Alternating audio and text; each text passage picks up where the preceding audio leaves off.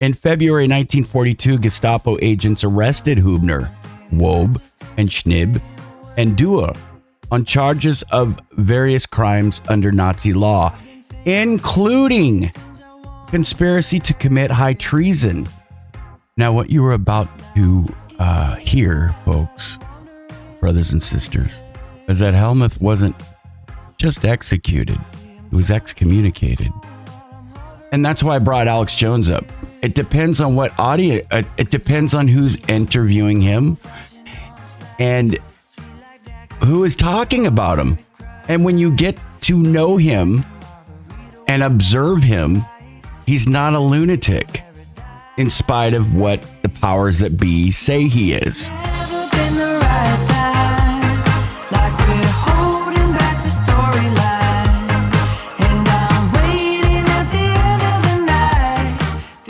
All right, things are getting crazy, folks. Crazy in the world. Did you see the interview with Tucker Carlson and Alex Jones? Amazing. Okay, I want to point something out here. When you see this cuddly fuzzball, it reminds me of on a lighter, a lot less of a radical note, what people thought of Rush Limbaugh. And he would say, I'm just this cute little fuzzy, I'm this cute little fuzzball. I'm harmless. And he's right. He was just a voice in the wilderness. He was just somebody out there speaking the truth. And people demonized Rush Limbaugh, but not to this point, not what they did to Alex Jones. If you haven't seen the interview with that Tucker Carlson does with him, he sits with him and he explains things. But is Alex Jones dangerous? The danger of groupthink, once again, lies in its ability to undermine decision making. Right? When we're surrounded by others who are telling you, me, and our kids that Alex Jones is dangerous. And then people start thinking that way in the church, even that something is not right to think a certain way and to act in a certain way, that we all have to act and think according to the narrative.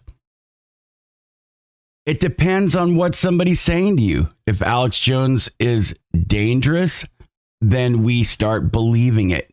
When you're told Donald Trump is a bad orange man, bad over and over again, you start to believe it. We may become complacent, blind to crucial details, and oblivious to the potential consequences of, once again, groupthink. I'm tired, brothers and sisters, of this conformity. And it's a conformity that's leading us down a treacherous path. And you know that. I know that. And this confidence of groupthink overrides individual doubts and individual concerns. Even in the church, folks, because this platform, we talk about the church. We're embracing a false sense of security. Are we waking up to our awful situation? Or is that considered a sacred cow phrase from Ezra Taft Benson days? Are we ignoring the warnings and signs in the Book of Mormon that should be heeded? Or is that just something cultural? Or are those words from the past? Or are we progressing forward? Is this a good kind of tyranny going on globally and federally? The allure of anonymous agreement can create a dangerous echo chamber, someone said, stifling diverse perspectives and dissenting opinions. Because that's what happens. People with valuable insights can be silenced by other members of the church that have valuable insights, and different opinions may be silenced. Does that not leave us vulnerable to making flawed decisions? We got to recognize, folks, that true progress comes from fostering an environment that encourages open dialogue and critical thinking. Open dialogue and critical thinking. Not to the point where we explain doctrine away or the commandments away. That's not what I'm talking about. But embracing diversity of thought, true diversity of thought, allows for a more comprehensive assessment of risk and a better understanding of potential consequences. Because if you're not allowing true dialogue and critical thinking, all you're doing is saying, my group and what fits in this box is the only comprehensive assessment to open dialogue. So who's going to stand up? Do you ever feel like you're the only one standing up saying something? And here's my point. Did you hear what Alex Jones was saying about the president, Biden, about him walking around the White House in his birthday suit, not knowing who he is, where he is, hurting the dog, attacking the dog, I guess, their pet dog, the White House dog, I think it is, maybe another dog, I don't know.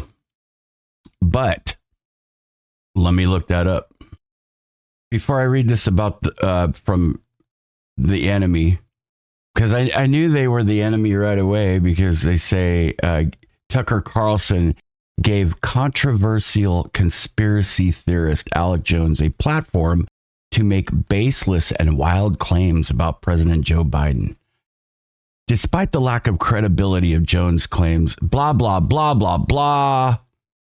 So allegedly, according to, let's just say allegedly, according to Alex Jones, he asserts the president takes amphetamines, but also Tucker does assert that. They both say that they know this from credible people about Biden attacking the dog and walking around the White House in his birthday suit. But then it's funny how even Alex Jones points out that they don't allow him to be on platforms that that Al-Qaeda leaders are allowed to be on. And those who threaten the United States of America, threaten our sovereignty, are allowed, but he is not. So it goes like this. You might in the future, folks, and I'm including myself in this, find yourself in a situation where everyone stays silent, or they just ignore that the elephant's in the room. Like when the room is filled with unspoken thoughts and opinions. You can blend in, you could go with the flow, but you and I both know that our voice holds immense power in situations like this. So we can not speak up and everything would be cool. I think that's why a lot of members of the church are finding complacency, that it seems like folks in the church, that it seems like there's too many that are being too complacent. You might be the only one that speaks up. You might be the only one challenging the status quo. Your boldness and your conversation shifts that shock everyone. And that's why I brought Alex Jones up. It depends on what audience, it depends on who's interviewing him and who is talking about him. And when you get to know him and observe him, he's not a lunatic, in spite of what the powers that be say he is. That is this group think crap. And you'll even hear it about, President Trump. And you and I both know there's all different kinds of members of the church, up high and up low, that are just, they're being passive. They're passive and they're just not sticking up when they should be, not saying something maybe.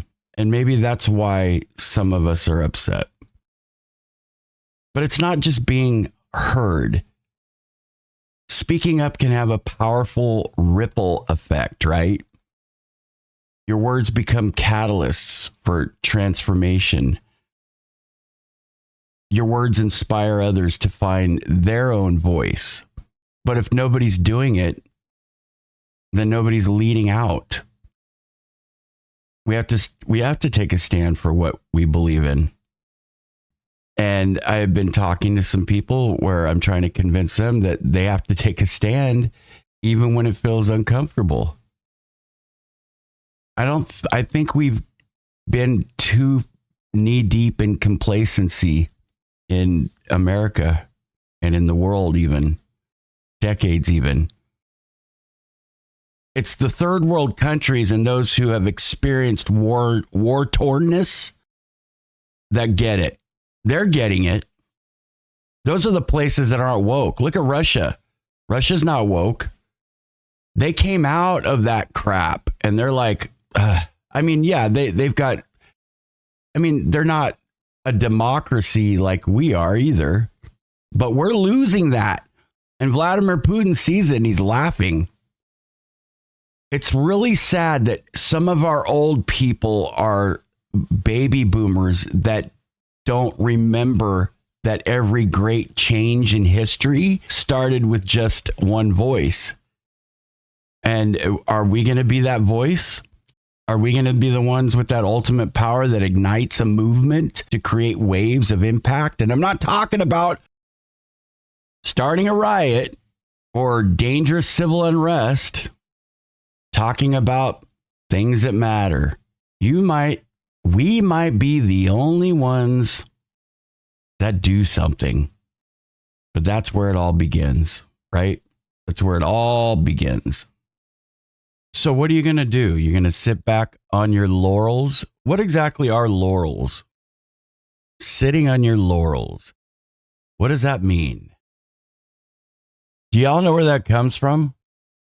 That is, resting on your laurels means to continue to relive and revel in the past achievements, like Americans or Latter-day Saints. Not doing anything today, but always bringing up, that person that's like shot out. Maybe they've been in and out of rehab, but they were a child actor. And they want to they'll go on this talk show and they want to relive the moments they were in this role. And these are their only achievements. It means to be complacent and to rely on past successes. And it comes from ancient Greek and Roman societies where high-ranking and high-achieving people were awarded crowns made of laurel leaves. Laurel leaves. Every leaf boasted of every achievement that these high society people accomplished. Is that who we are now? I want to tell you a story about a German, Helmuth Gunther Hübener, born in 1925, died in 1942. He was 18. 18-year-old boy, a member of the church in Hamburg, Germany, a member of the Church of Jesus Christ of Latter-day Saints in Germany, was the youngest person of the German resistance to Nazism, executed by order of the Special People's Court. I'm not going to pronounce this word that looks like Volkswagen, but it's Volksgeschaft. Sounds a little bit like Volkswagen. In Berlin.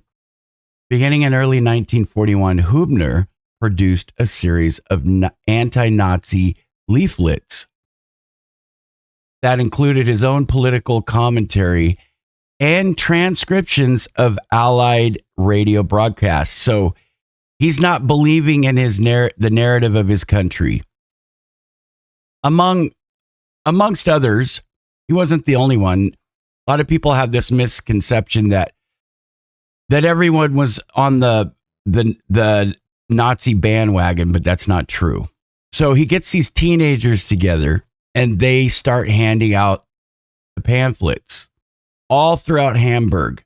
He was arrested eventually.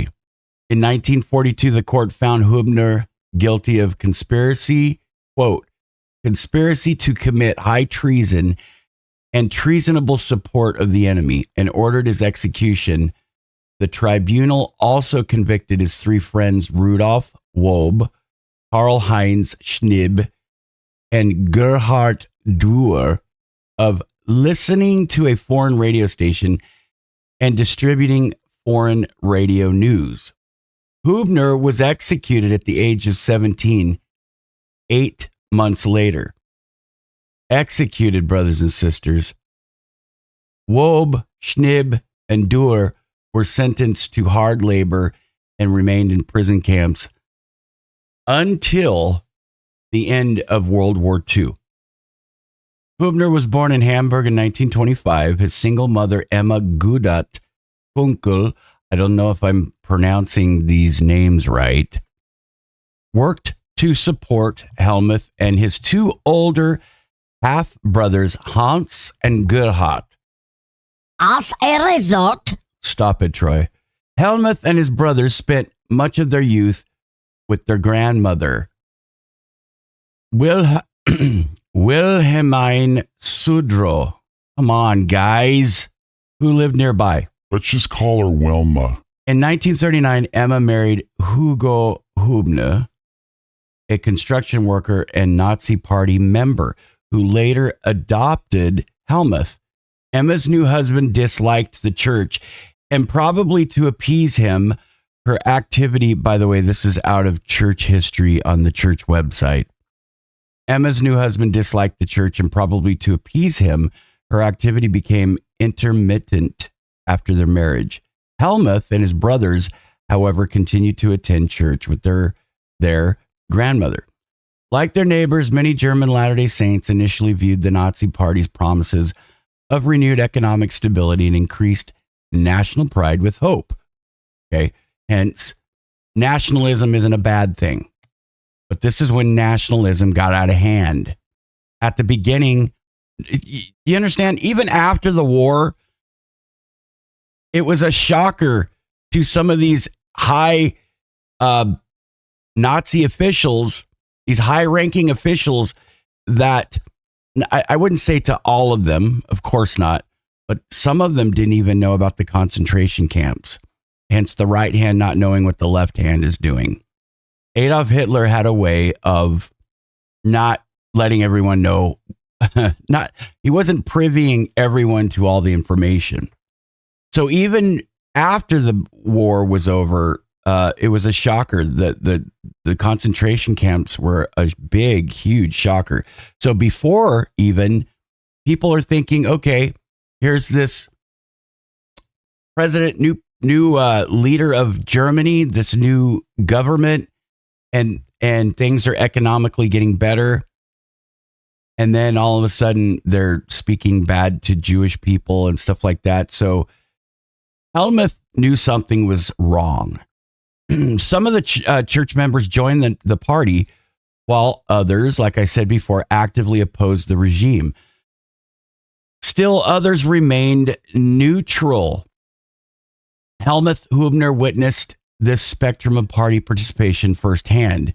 His branch president, Arthur Zander, was a Nazi Party member who compelled branch members to listen to the party's radio broadcasts, threatened to report members for anti-government activities even, and in 1938 posted a sign on the meeting house door informing Jews they were not welcome. Hence, once again, the church in mid-infancy, right?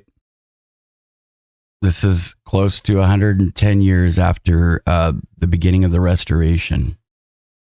And the Nazi Party, hindsight's 2020. So you can't judge people by what they don't know yet. And maybe this bishop's like, look, this is the government. We need to respect it. They didn't have democracy there. They don't have the Constitution there. It's a different mindset. So speaking out against the government is probably looked at by this branch president as being insubordinate to the government. But I digress. On the other hand, Otto Berndt, the Hamburg district president, preached against government policy from the pulpit, privately encouraged member resistance, and frequently walked with Jewish converts. So is this the stake president? It just says district president. Interesting. Almost like a stake president, I would assume. Although Hübner initially participated in the local Jungvolk, the Nazi organized party for children too young to join the Hitler Youth, we're talking Cub Scout age, he came to reject the party's ideology. Speaking of Hübner. In the spring of 1941, Hübner discovered a shortwave radio belonging to his brother Gerhard and used it to listen to nightly news broadcasts from the British Broadcasting Corporation, a crime under Nazi law. Occasionally, two friends from church, Karl-Heinz Schnibb and Rudolf Rudi Wob, joined him.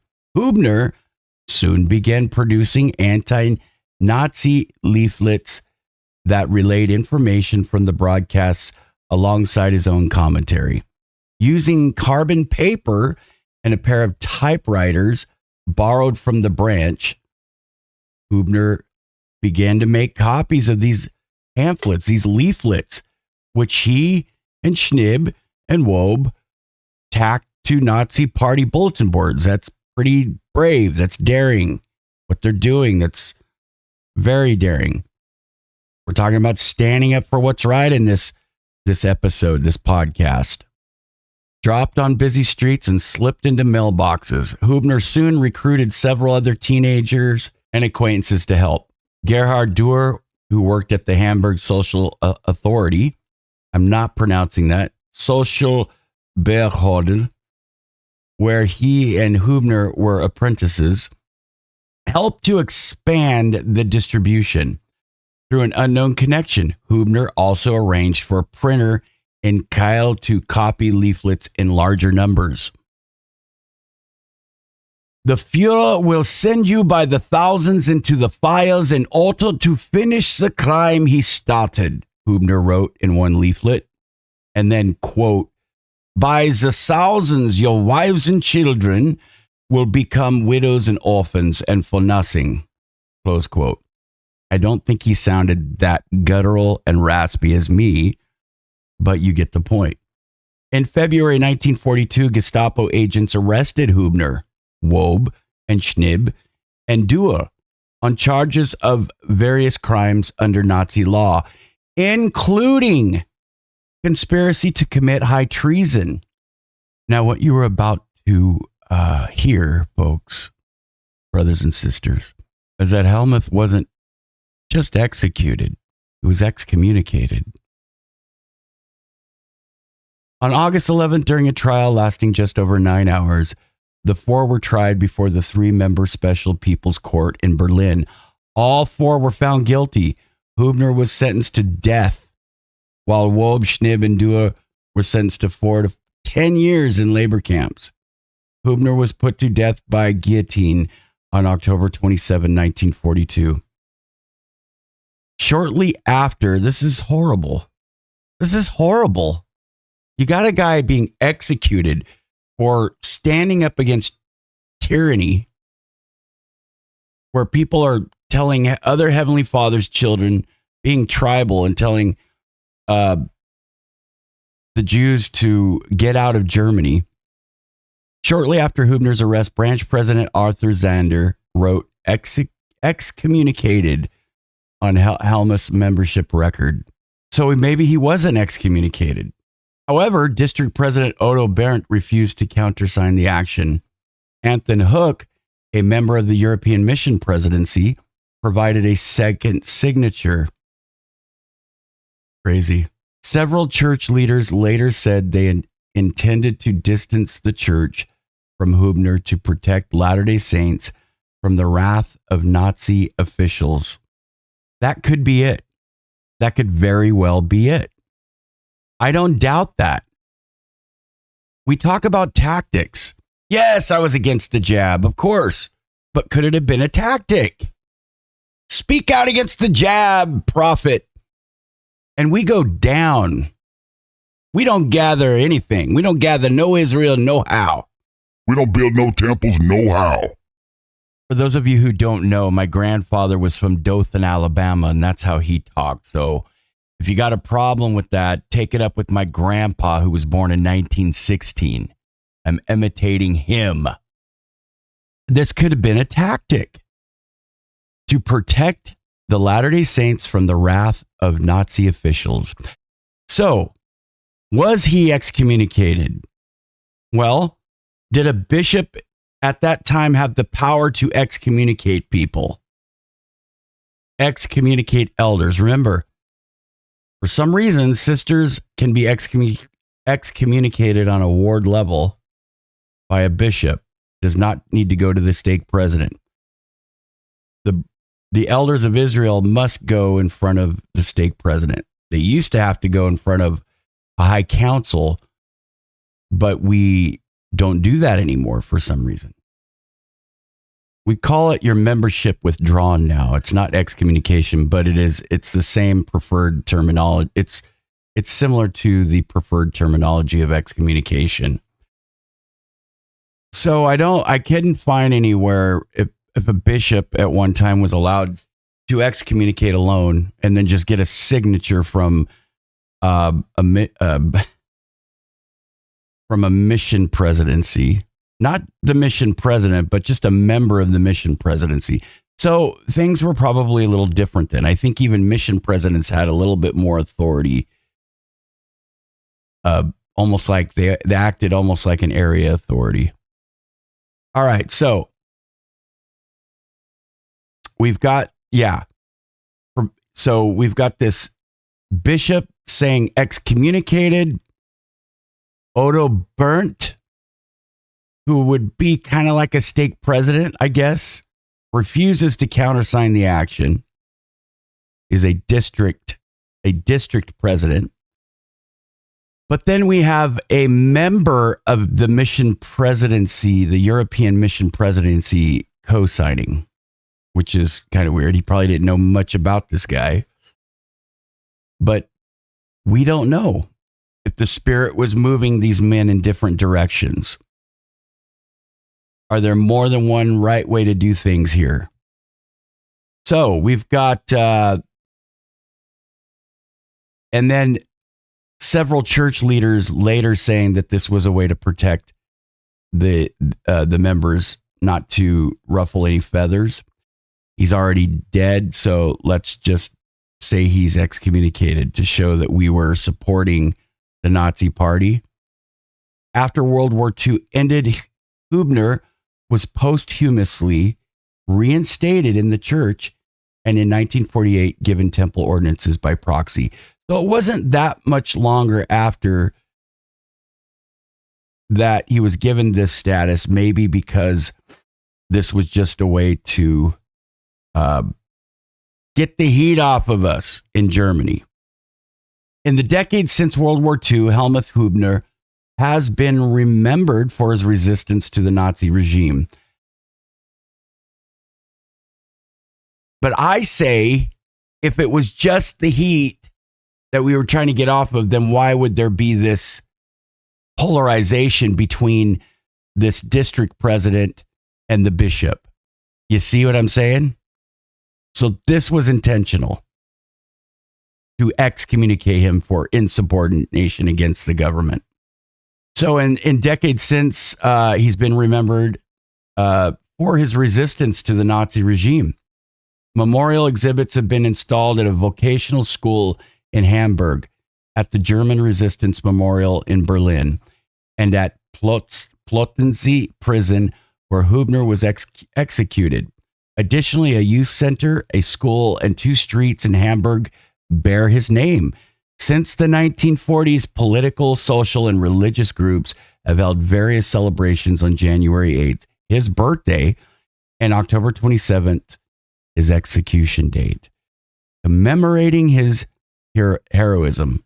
On January 8th, 2020, a school at a juvenile detention center near the Plotense prison was named in Hübner's honor. Now,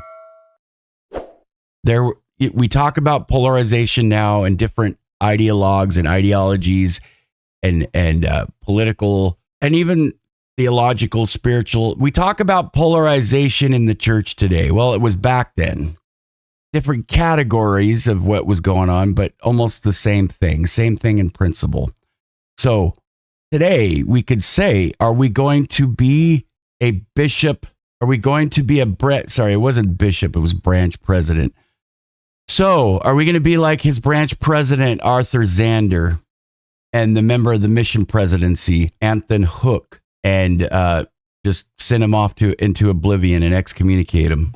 However, some brethren were saying it was to protect the church. But then why, once again, was District President Berndt against it? Or are we going to be like Helmuth Hübener and Otto Berndt and stand up for what's right? A disputant, an objector, a nonconformist. Are we going to be free thinkers in a world where conformity often rules, which is today? It's important to consider these things, right? Or am I wrong? When is it okay to be a dissenter? When is it okay to be like Helmuth and speak up with a different viewpoint? I've said it before, throughout history, there's been great minds that have challenged the status quo and reshaped society for the better. But it's also knowing when it's the right time, right? When is the right time to disagree? That's crucial. I think it's okay to be a dissenter when you have thoroughly researched and understand what you're doing. But should you have to be? I mean, isn't that what the Constitution allows you to say anything you want, right? Well, not exactly. I mean, you can't yell fire in a crowded theater if there's no fire. That's not protected under the Constitution. Where the world is gonna